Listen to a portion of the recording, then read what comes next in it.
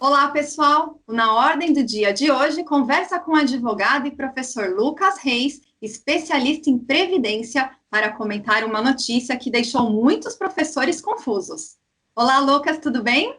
Olá, Vivian, tudo ótimo e com você? Tudo bem também. Então Tá vamos bom. lá.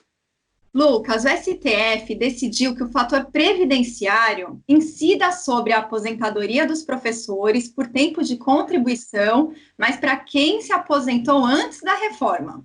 Isso vale para todas as redes?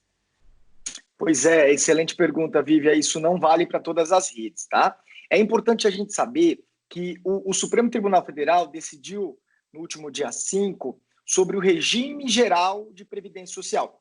Nós temos dois regimes, né? O regime geral de previdência social é o que a maioria está inserido, professores do setor privado, alguns professores do setor público, mas especificamente dos municípios. Então, tem que averiguar qual que é o tipo de regime que esses professores têm. Né? No geral, quando é privado, está inserido no regime geral de previdência social. E nós temos também o regime próprio de previdência social, que é aquele para os estados, a grande maioria dos estados é regime próprio, para a União Federal, enfim, esses não participam porque eles têm legislação própria, eles têm apontamento próprio. Essa questão que foi decidida pelo Supremo é pelo regime geral de previdência social. Há uma redução muito grande, porque qual que é a ideia do fator previdenciário? Quanto mais novo eu me aposentar, quanto menor idade eu tiver, mais eu terei um redutor do fator previdenciário. E desde já ele não se insere em todas as categorias. É basicamente para o regime geral de previdência social. Tá, inclusive, o senhor pode explicar para a gente assim, um pouquinho do que fala essa decisão do STF? Sim, claro. A princípio é importante sabermos que essa matéria era uma matéria bem controvertida. Se violava a Constituição ou não ter o fator previdenciário do professor. Por quê?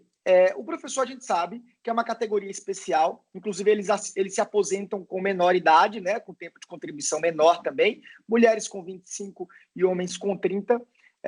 Então, durante muito tempo, isso tem sido dessa forma. Então, por conta dessa ideia, é que se tem uma figura de uma especialidade maior. Logo, se já há uma aposentadoria especial, entre aspas, não teria aí a insurgência de um fator previdenciário, porque eu traria maior prejuízo ainda para o trabalhador professor. Então, havia essa discussão. Inclusive, essa discussão surgiu do Tribunal Regional Federal da 4ª Região, que é lá em Porto Alegre. Lá em Porto Alegre, eles entendiam que isso era inconstitucional, justamente por esses fundamentos que eu te disse. O professor já tem uma jornada pesada, né, já lida com uma série de problemas durante a prestação de serviços, durante as suas atividades. Aí, nessa altura do campeonato, que é a aposentadoria, ele tem ainda que abrir mão de maiores valores, né, de dedução de maiores valores, e ter esse prejuízo com o resto da vida. O tribunal chegou, o TRF chegou e falou: ó, aqui é inconstitucional isso. E lá foi unânime. Só que aí, alguns TRFs, cada estado tem um TRF, que é o Tribunal Regional Federal, começou a decidir também de forma diferente. Alguns TRFs decidiam que era constitucional, ou seja, estava de acordo com a Constituição, não violava nenhuma cláusula pétrea que estava inserida na Constituição. Outros também começaram a entender que era inconstitucional e ficou essa briga. Isso foi para o Supremo Tribunal Federal, o INSS recorreu para o Supremo para tentar uniformizar essa decisão, né, e pacificar esse entendimento. Inclusive, houve repercussão geral. O Supremo Tribunal Federal afetou essa decisão.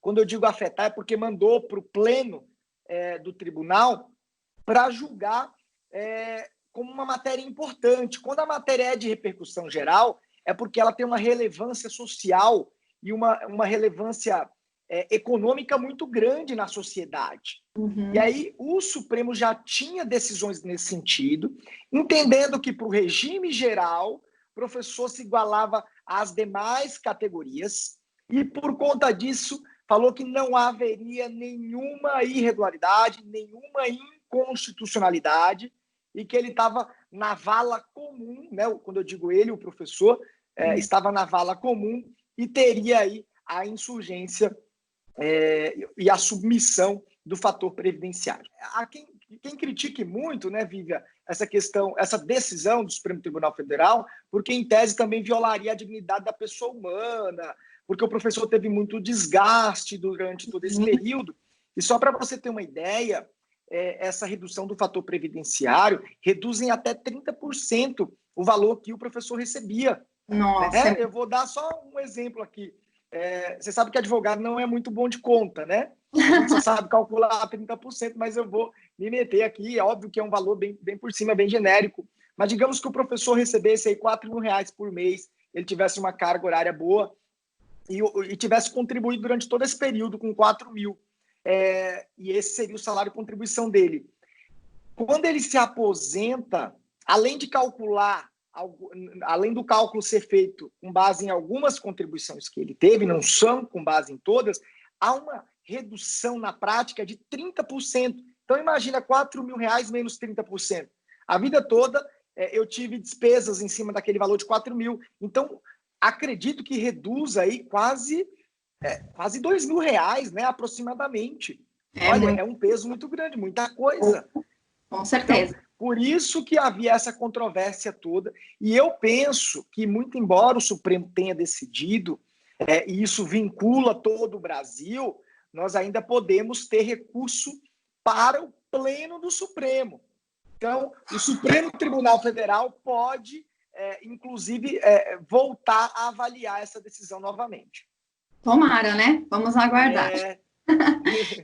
Inclusive, aqui em São Paulo, muitos professores acabam acumulando cargos, né? Assim, inclusive na rede pública, na privada, né? Vai somando. Então, como ficaria a aposentadoria deles nesse caso? Ela também seria prejudicada de acordo com essa decisão? Seria prejudicada a que for do setor privado, por exemplo. Porque eles complementam, né? O setor público com o setor privado. Isso. Aí o setor público ainda teria que olhar se o setor público não estaria inserido no regime geral. Por exemplo, se o professor ele é professor do município e é professor do ensino privado, né?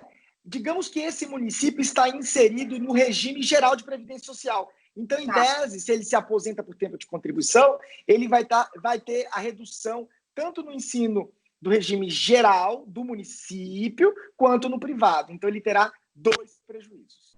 Poxa. Infelizmente. E deixa eu te perguntar uma coisa, parece que essa decisão não afeta os professores universitários no particular? É isso mesmo? Não afeta os professores universitários, é só professor de ensino infantil, fundamental e médio. Universitário não entra, até por conta de algumas especificidades que o ensino universitário tem. Tá? E isso também acho que é bom a gente citar, que só vai valer para quem se aposentou até 13 de novembro de 2019, é isso? Exatamente, que foi a entrada em vigor aí da reforma previdenciária. Tá, então só para a gente finalizar e até deixar o professor aqui da rede estadual, no caso que até o nosso público principal, é bom a gente repetir, o professor da rede estadual, então pode ficar tranquilo quanto a isso. Pode ficar tranquilo, respirar com tranquilidade, não será afetado por essa tese do Supremo Tribunal Federal, esse julgamento. Agora, quem é do município tem que verificar se o regime que ele está inserido é regime próprio ou regime geral. Se for regime geral, ele também se submete a essa decisão do Supremo. Agora, o restante, fiquem tranquilos, especificamente aí o pessoal da área estadual, né? Isso não os afetará. Bom, doutor Lucas, olha, muito obrigada, então, pelos seus esclarecimentos, viu? Eu agradeço, Vivian. Estou sempre à disposição. É isso aí, agradeço a sua participação, então, no nosso programa, tá? E por hoje é só. Muito obrigado. Forte abraço, até logo. Até mais. E o programa de hoje fica por aqui.